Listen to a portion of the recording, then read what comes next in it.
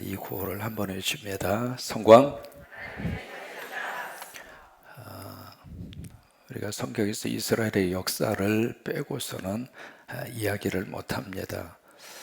특별히 이스라엘의 역사 가운데 나라가 하나의 모습으로 오다가 솔로몬 아들 때에 이뤄서 나라가 둘로 이렇게 갈라지게 됩니다. 그것이 연대순으로 말하면 BC 930년입니다. 그래서 이제 930년에 그 유명한 남쪽은 유다이고 북쪽은 뭐죠? 이스라엘이고 라고 하는 나라로 그렇게 바꾸어집니다. 갈라지게 된 거죠.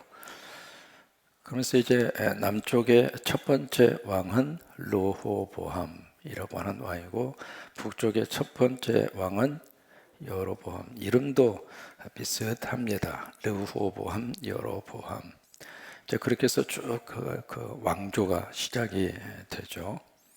시작이 되는데 이 북이스라엘이 먼저 망하게 됩니다. 망하는데 그 연대수가 BC 722년 아수르라는 나라에 의해서 북쪽 이스라엘이 망합니다.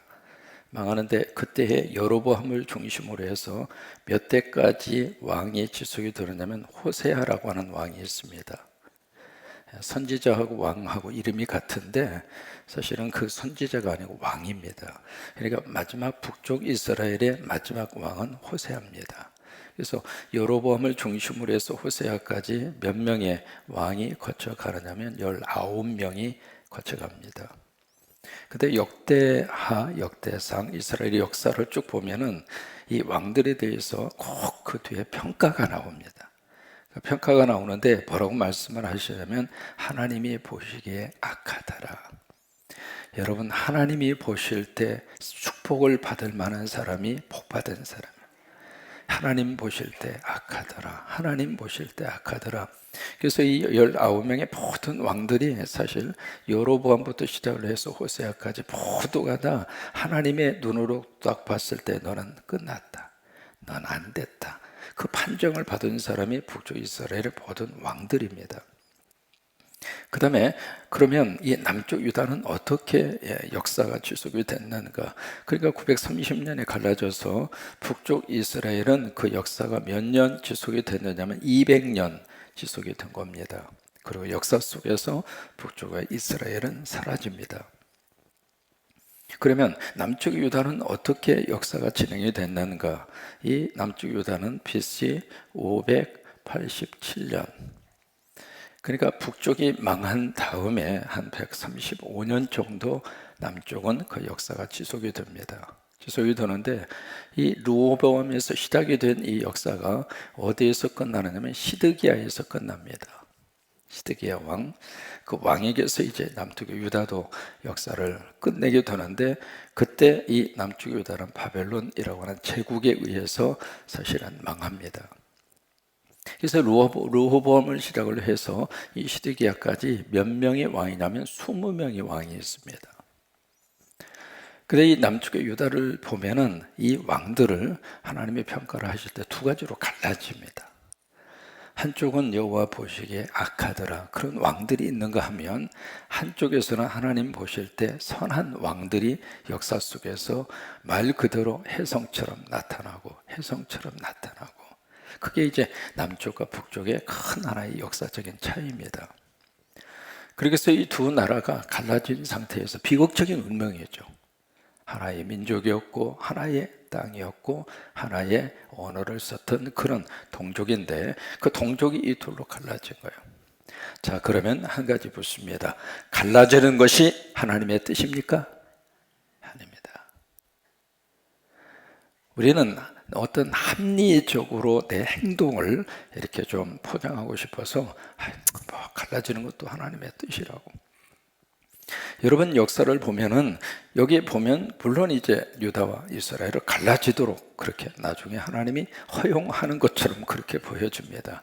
그러나 이들이 분열을 할 수밖에 없는 원인을 누가 제공했는가? 사실은 이들이 제공한 겁니다. 처음에 분열하고 싶어서 분열한 게 아니에요.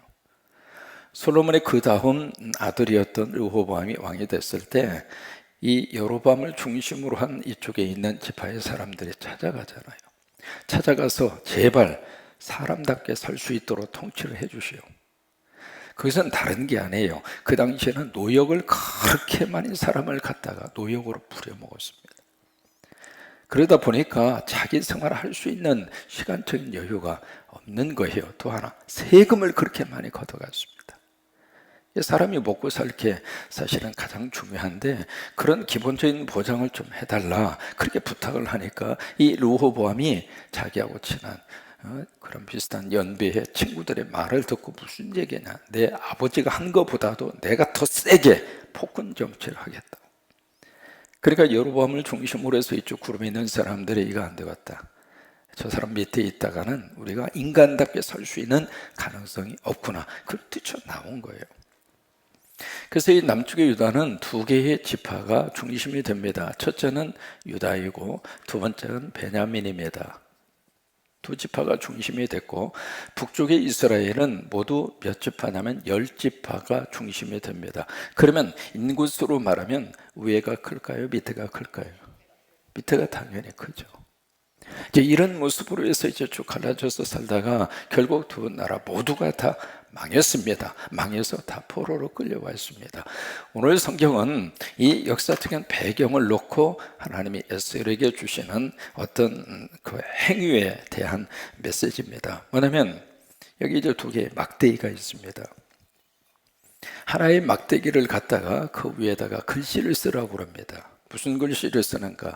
유다 그리고 그의 짝 이스라엘 자손이라 써라, 그 말이에요.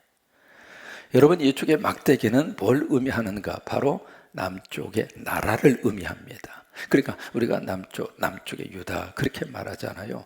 유다라고 하는 이름이 나오죠. 그의 짝이라고 하는 것은 연합했다, 그 말이에요. 영어로 association이라고 하는 단어거든요. 이 유다하고 한 짝을 이루고 있는 이스라엘 자손, 이 이스라엘 자손이 누구냐면 베냐민입니다. 그러니까 이쪽 나무에 쓴 이것은 무엇을 의미하는가? 남쪽 나라예요. 남쪽의 유다로 표현되어져 있는 그 나라를 의미하는 단어를 쓰라고 하는 거예요. 그 다음에 또 하나의 막대기를 가지고 그 막대기에다가는 뭐라고 쓰는가? 요셉이라고 써라. 그리고 에브라임이라고 쓰고, 그러니까 이 막대기는 에브라임 막대기입니다. 그러면 여기 이제 이쪽에 북쪽에 이스라엘이 10지파잖아요. 10지파인데 왜 에브라임이라고 쓰라고 했을까? 이유가 있습니다. 이 에브라임은 요셉의 아들입니다. 요셉이 둘의 아들을 낳잖아요. 첫째가 므낫세고 두 번째가 에브라임이에요. 근데 하나님이 이 요셉 지파를 하나님이 축복을 하셔서 2배로 그에게 복을 하나님이 내려 주시잖아요. 그래서 요셉이 빠지고 그 자리에 그의 아들 므낫세와 에브라임이 들어갑니다. 들어가는데 그의 아버지가 축복을 할 때 손을 어긋장 내서 축복을 하잖아요. 그래서 이 에브라임이 사실은 차남이에요. 차남인데 장남인 므낫세보다도 복을 더 많이 받습니다. 그래서 이쪽에 이 북쪽 이스라엘을 이야기할 때는 에브라임 족속이라고 하는 말로 통칭할 정도로 이 북쪽의 이스라엘의 가장 중요한 10지파 가운데 핵심적인 역할을 감당한 사람이 에브라임이에요. 왜냐하면 여기 여로보암이 그 에브라임 지파 출신입니다. 그리고 요단강을 건너가서 이 가나안 땅을 점령한 그 여호수아도 에브라임 지파입니다. 그 에브라임 땅에 너무 중요한 요소들이 많이 있었어요. 그 중에 실로라고 하는 그 땅은 이쪽에 예루살렘이 만들어지기 전에 가장 중요한 종교적인 센터입니다. 그 실로가 에브라임 지파 땅에 있었어요. 그래서 이제 이 북쪽의 이스라엘 지파의 가장 중요한 역할을 감당한 사람이 이 에브라임이에요. 그래서 요셉이라고 쓰고 그리고 에브라임이라고 쓰고 그 다음에 그의 짝 이스라엘 무슨 족속, 여기하고 이쪽하고 이쪽하고 좀 약간 차이가 있습니다. 좀 자세히 들여다보시면 이쪽은 그의 짝 이스라엘 자손이라고 되어 있고요, 이쪽은 그의 짝 이스라엘 온 족속이라 차이가 있다, 이 말이죠. 그러니까 이쪽은 유다와 베냐민을 의미하고 있고 이쪽은 바로 요셉 지파로 통칭되어져 있는 에브라임과 그의 짝, 그러니까 나머지 9개의 지파를 함께 의미하고 있는 거죠. 그러니까 이쪽은 유다고 이쪽은 이스라엘입니다. 이쪽은 남쪽이고 이쪽은 북쪽입니다. 이 두 개를 어떻게 하라고 하시는가? 이 두 개의 막대기에 이것을 쓴 다음에 참 여기서 두 가지 말씀을 허락하시는데 좀 자세히 봐야 할 필요가 있습니다. 저처럼 무슨 말씀을 하시느냐면 여기 17절이에요. 17절을 보시면 그 막대기를 서로 합하여 하나가 되게 하라. 누구 손에서? 내 손입니다. 여러분, 내 손은 누구 손일까요? 에스겔의 손입니다. 여기서 내라고 하는 것은 너의 이자입니다. 너의 손에서. 다시 말해서 in your hand. 네 손에서 어떻게 되는가? 하나가 되리라. 그러니까 누구냐면 하나님의 종입니다. 에스겔이에요. 에스겔의 손에서 이 두 개의 나무를 하나로 이렇게 만들어라 그 말이에요. 그러면 에스겔에게 이 두 나무를, 근데 이게요, 이 유다라고 쓰여져 있는 이 나무에다가 요셉, 에브라임 이 지파의 나무를 합치라고 그랬습니다. 그렇게 해서 에스겔의 손에서 이 두 나무가 막대기가 하나가 될 것이다. 이제 그 말씀을 하시고 그 다음에 19절입니다. 19절 그 부분에 보시면은 한 번 더 말씀을 하시는데 19절을 처음부터 한번 읽어볼까요? 너는 곧 이르기를 주 여호와께서 이같이 말씀하시기를 내가 에브라임의 손에 있는 바 요셉과 그 짝 이스라엘 지파들의 막대기를 가져다가 유다의 막대기에 붙여서 한 막대기가 되게 한즉 내 손에서 하나가 되리라. 자, 두 번째, 누구 손에서 하나가 되는가? 하나님의 손입니다. 여기 손이 둘이 나오잖아요. 첫 번째는 내 손이고 두 번째는 내 손입니다. 이 손이 틀려요. 그러니까 여기 이 순서에서 무슨 말씀을 하시고 있는가? 첫 번째, 하나가 되어야 하는데 누구 손에서 하나가 되어야 하는가? 에스겔, 바로 네 손에서 하나가 되게 하는. 그러면 두 번째, 누구 손에서 하나가 될 수 있도록 역사하시겠는가? 바로 하나님의 손에서. 여러분이 손이라고 하는 이 말을 히브리 말로 야드라고 그럽니다. 야드. 한번 해보실까요? 야드. 야드. 이 야드라고 하는 말은 힘이라고 하는 뜻이에요. 그러니까 여기서 먼저 우리는 무조건 하나님의 손에서 하나가 되게 해달라고, 하나님의 손에서 갈라졌던 것을 하나가 되게 해달라고 우리가 기도하고 있는데 그 기도가 중요하지만 기도와 더불어서 또 하나 해야 되는 것은 먼저 우리 손에서 하나가 돼야 된대요. 그러면 하나님의 손에서 그것을 하나가 되게 하시겠다라고 하는 그 말씀을 우리에게 해주시고 있습니다. 자, 보실까요? 이스라엘 백성들이 한 나라에 따라 갈라졌습니다. 죽으라고 싸웠습니다. 성경에 보면 계속 싸움이에요. 다윗 위대한 왕이죠. 계속 전쟁했습니다. 그 뒤에 여로보암과 르호보암 안 싸웠는가? 계속 싸웠습니다. 자, 보실까요? 여로보암과 르호보암, 이것이 한 나라입니까? 아니면 서로 다른 이질적인 민족입니까? 그래도 계속 싸우고, 그렇게 싸우다가 결국 200년 만에 이 나라는 사라져버리고 그 다음에 이 남쪽의 유다도 거의 한 335년 만에 역사 속에서 사라져버렸습니다. 그러면서 이 두 민족이 그냥 800km 떨어진 아수르, 바벨론 지역으로 다 끌려가서, 그러면 이 두 민족, 이 두 나라가 철저하게 어떻게 됐는가? 고통과, 그리고 말 그대로 그 밑바닥으로 떨어지게 된 거예요. 그런 고통 속에서 하나님이 다시 한번 무슨 메시지를 주시는가? 바로 갈라졌던 이들이 하나가 되리라. 여러분, 예수께서 37장의 이 말씀은요, 오늘 우리 민족에게 그대로 우리에게 주시고 있는 기도의 제목이면서 우리 민족의 희망으로 붙잡고 싶은 말씀이 오늘 에스겔 37장입니다. 원래 우리는 하나였잖아요. 하나였던 남북한이 지금 갈라졌잖아요. 갈라진 상태에서 지금 70년 이상 지금 완전히 그 원수로 그렇게 살고 있잖아요. 살고 있는데 과연 이런 모습으로 우리나라가 언제까지 살아야 할 것인가? 거기에 대해서 성서적으로 역사적으로 우리에게 어떤 기도 제목과 그리고 우리 민족의 미래에 대한 희망을 주시는 말씀이 오늘 본문 말씀이에요. 1995년도입니다. 제가 있었던 미국 장로교라고 하는 교단이 있습니다. PCUSA라고 그럽니다. 그 미국 장로교가 한국의 장로교 선교사님을 파송해 준 교단입니다. 우리나라로서는 어머니 교단이에요. 벌써 역사가 230년이 넘었습니다. 그 미국 장로교 총회를 하면 한국에서 두 교단의 총회장만 특별히 초청을 합니다. 애장에 통합하고 한국의 기장입니다. 두 교단은 미국 장로교하고 형제지간입니다. 같이 선교적인 협력을 맺고 여기서 목회하다가 미국으로 가죠. 그럼 미국 장로교에서 그대로 목사 안수를 인정을 해서 목회하도록 해요. 근데 한국은 참 묘해요. 거기서 목사가 돼서 여기에 와서 목회하려고 그러면 안 받아줘요. 참 묘하죠.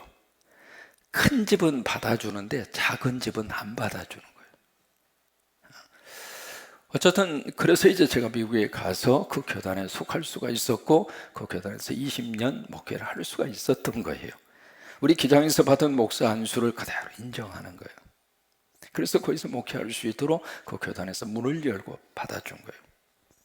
근데 한국으로 제가 다시 왔잖아요. 다시 왔는데 우리 기장에서는 그걸 안 받아주는 거예요. 참 묘한 그런 관계 속에 있는데, 그래서 이제 해마다 거기서 총회를 하면 거기서 이제 한국의 기장하고 그리고 한국에 있는 애장의 통합 즉 총회장을 특별히 초청을 해요. 초청을 하는데 1995년도입니다. 인디애나폴리스에서 총회를 할 때예요. 여러분 그 미국 장로교회 모든 그 회의 시스템이 미국 정치의 시스템을 만든 거예요. 그 교단이. 그래서 상하 의원 그 조직이라든지 회의하는 모든 것이 미국 장로교에서 나왔습니다. 그 정도로 이제 미국 장로교가 미국의 정치에 미치는 영향이 그렇게 크거든요. 그러니까 총회를 하면 전국적인 하나의 관심사가 되는 거예요. 거기에 무슨 일이 있었는가? 한국의 합동에서 온 총회장, 그때 김기수 총회장으로 기억해요. 그리고 한국의 기장의 총회장 배야석 총회장. 그리고 한 분이 누가 초청이 됐는가? 북한의 조선 그리스도 연맹 강 목사님이라고 하는 그분이 초청을 받았어요. 그래서 남과 북과 남한의 두 교단의 총회장과 북한의 조선 그리스도 연맹의 강영섭 목사님 그 세 분이 초청을 받은 거예요. 초청을 받아서 양쪽에서 뭘 가지고 왔느냐면 남쪽에서는 한라산에서 잘라서 가지고 온 나무를 가지고, 그리고 북쪽에서는 백두산에서 자른 나무를 가지고 온 거예요. 두 개의 나무를 가지고 양쪽에서 입장을 합니다. 남북한 목사님들이 같이 입장을 해서 가운데에 딱 와서 북한에서 가지고 온 나무, 남쪽에서 가지고 온 나무를 같이 이렇게 묶어서 십자가를 만들었어요. 십자가를 만들고 이 가운데를 청홍색 천으로 묶었습니다. 그 퍼포먼스를 1995년도에 미국 장로교에서 한 거예요. 그걸 했는데 그 모습을 보면서 거기에 참석한 2,000여 명의 총대들이 눈물을 흘리면서, 그리고 함께 부른 찬송이 있습니다. 그 찬송과 멜로디가 아리랑입니다. 여러분 우리 찬송에 아무리 눈 씻고 보아도 아리랑 멜로디의 찬송가 곡이 없습니다. 미국 장로교의 찬송가에는 아리랑 곡으로 된 찬송가가 있습니다. 참 시사하는 바가 굉장히 커요.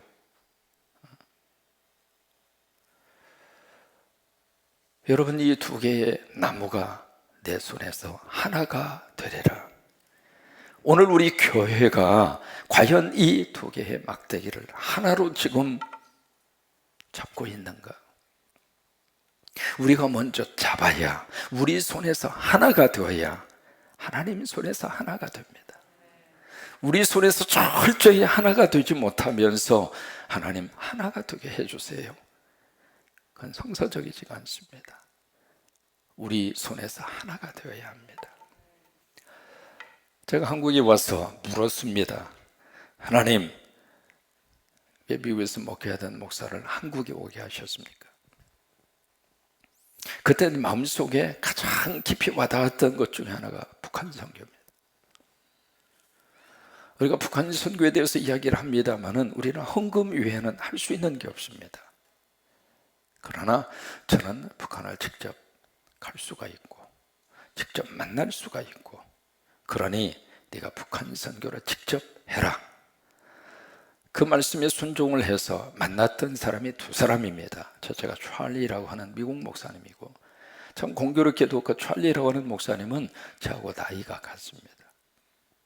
그래서 참 서로 같이 만나서 이야기해 보니까 잘 통했어요. 그리고 미국 침례교 출신 목사입니다. 이 찰리라고 하는 목사님은 얼마나 잡수셨는지 그냥 덩치가 이래요. 저하고 같이 허그하면 저는 고목나무에 붙어있는 매미 같았어요. 어쨌든 그 찰리라고 하는 목사님, 그분이 이제 북한을 끌어안고 선교사에 간 지가 거의 30년 이상이 됐습니다. 또 한 분이 누구냐면 닥터 리라고 하는 여자분입니다. 이분은 미국의 텍사스에서 생리학 쪽으로 학위를 한 분이에요. 이 두 분이 저쪽에 북한 지역에 들어가서 뭘 하느냐면 제약회사를 운영합니다. 근데 그 제약회사에 거기서 일하는 일하는 분들이 거의 한 300명 이상이 돼요. 평양 다음으로 가장 큰 제약회사입니다. 거기서 약 한 70여 종의 약을 생산을 합니다. 무엇까지 생산하냐면, 여러분 그 주사 뭐예요? 이렇게 주사해주는 거 있잖아요. 링게로에다가 담아가지고 하는 거 있잖아요. 있다고 그러세요. 그 링게로에 해서 꽂아주는 거 있잖아요. 그것까지 생산을 해요. 한 70여 종 생산을 하는데 매일마다 3만 명의 아이들에게 영양제하고 그리고 이제 그 기타의 약품을 다 무료로 다 그렇게 공급하는 그 일을 해요. 하는데 지금도 내가 잊지 못하는 게 있습니다. 찰리라고 하는 목사님이 저하고 같이 이야기하면서 그 이야기해요. 차 목사, 한국 교회와 한국 성도들이 북한에 대해서 보이는 반응에 대해서 이해는 한다. 왜냐하면 북한 문제 나오면 둘러져 갈라집니다. 이해가 돼요. 역사적으로 아픔이 있는 분들은 북한 선교, 북한에 대해서 뭐 주는 거 거기에 대해서요 다 경절하게 반대합니다. 다 죽어야 될, 그리고 다 죽여야 될 그런 사람들이지, 왜 그들한테 뭐 쌀을 주고 뭐 선교를 하고 뭘 하고, 그건 내 눈에 흙이 들어갈 때까지 나는 용납할 수 없다, 그런 반응으로 보이는 분들이 분명히 있습니다. 이해가 가요. 찰리도 그 이야기 하는 거예요. 그거 이해가 간다. 그러나 한 가지 우리 한국 교회와 성도들이 모르는 것이 있다. 그러면서 하는 말이, 우리의 적은 북한 주민이 아니라고 하는 거예요. 북한에 살고 있는 2,500만 명의 그 주민들이 무슨 죄가 있습니까? 우리의 적은 바로 평양에 살고 있는, 평양의 북한의 정권을 가지고 있는 김스 패밀리, 그것이 우리의 적이지. 여러분 그렇잖아요. 북한 주민들이 전부 다가 우리의 적은 아니잖아요. 그래서 미국에서도 여러분 보도를 보시면 꼭 분리를 합니다. 북한 주민과 북한 정권은 다릅니다. 북한 정권은 하나님의 심판을 받아야 돼요. 그리고 하나님이 분명히 그들을 치실 겁니다. 왜요? 하나님을 대적한 그런 무리이기 때문에. 그래서 김스 패밀리라고 하는 거하고 북한 여기에 주민들하고는 다른 거예요. 그러면 북한 주민들은 우리가 끌어안아야죠. 왜? 같은 민족이니까. 그들은 말 그대로 오늘 말씀처럼 에스겔의 손에서 이렇게 하나가 되어야 하는 것처럼 우리 한국 교회와 성도들의 손에서 하나가 돼야죠. 같이 살아야 할 민족이죠. 같이 미래를 꿈꿔야 할 그런 한 민족 아닙니까? 언어가 같고, 그리고 문화가 같고, 물론 이제 언어 자체가 지금 완전히 달라졌습니다. 통역이 필요할 정도. 무슨 말을 하면 잘 못 알아듣는 말이 더 많습니다. 그래도 한국 사람입니다. 그러면 우리 손에서 하나가 돼야죠. 근데 우리가 지금 우리 손에서 하나가 되지를 못하는 거예요. 우리 손에서 하나가 되면 하나님의 손에서 하나가 되게 하십니다. 그래서 우리는 하나님의 손에서 하나가 되는 그때를 바라보고, 왜? 그렇게 되어져야 통일이 됩니다. 그렇게 되어져야. 닥터리라고 하는 사람이 결혼도 안 하고 싱글입니다. 여러분, 미국에서 박사학위 쉬운 일이 아닙니다. 그 박사학위 따가지고 한국에 들어오면 나름대로 좋은 직장 얻을 수 있는 가능성이 많습니다. 그래도 그거 다 포기하고 거기 가서 찰리하고 같이 그 제약회사를 운영하는 것을 보면서 어떻게 당신이 여기에 헌신을 하게 됐느냐고, 그분이 평양을 방문합니다. 방문해서 평양에 지하철을 타고 쭉 이렇게 가는데 갑자기 그의 앞에 하나님이 보여주시는 환상이 있어요. 또 하나, 그 환상을 본 이후에 하나님이 그 닥터리에게 얼마나 뜨거운 눈물을 주시는지, 그러면서 그걸 그 하나님의 소명으로 알고 바로 이들의 영혼들을 위해서 내가 해야 할 사역이 있겠구나. 그래가지고 같이 그 찰리하고 북한에서 그 제약회사를 운영을 하고 있습니다. 여러분, 지금도요, 하나님께서는 그런 사람들을 세우셔서 그렇게 뜨겁게 기도하게 하십니다. 우리 가운데 북한을 품게 하시는 분들이 있을 겁니다. 기도를 멈추지 마십시오. 다른 분들이 북한에 대해서 그런 반응을 보일 때 이해도 하시고, 그럴 수도 있겠다. 그러나 그것이 전부 다가 아니거든요. 그러니까 오늘 이 말씀처럼 네 손에서 하나가 되게 하리라. 우리 손에서 하나가 되게 하고, 우리 손에서 끌어안을 것을 끌어안고, 기도할 것을 기도하고, 그리고 해야 할 것을 하고. 여러분, 원수가 줄이거든 먹이고 원수가 목말라 하거든 마시오라. 하나님의 말씀이잖아요.